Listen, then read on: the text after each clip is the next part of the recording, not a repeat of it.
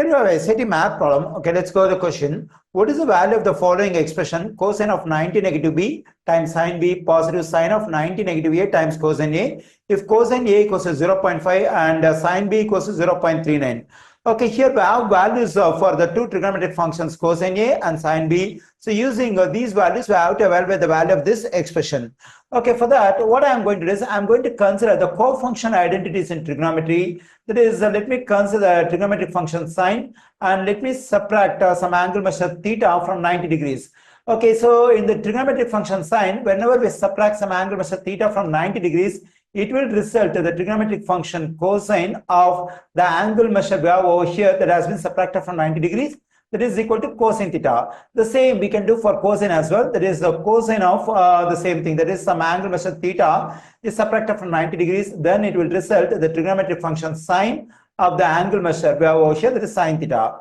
Now I'm going to use these co-function identities to evaluate the value of this expression.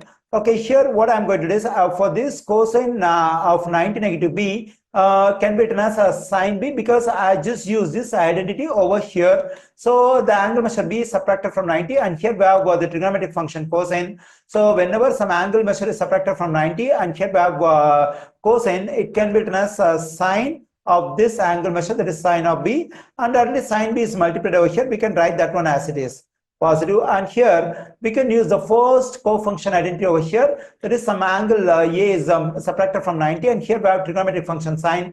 Then this one will result cosine of the angle measure we have over here, that is cosine of a. Already there is a cosine a multiplied over here. We can write that one as it is, that is cosine of a. Okay, when I multiply this sine b, I am getting sine b the whole square positive, and here when I multiply this cosine a, I am getting cosine a the whole square.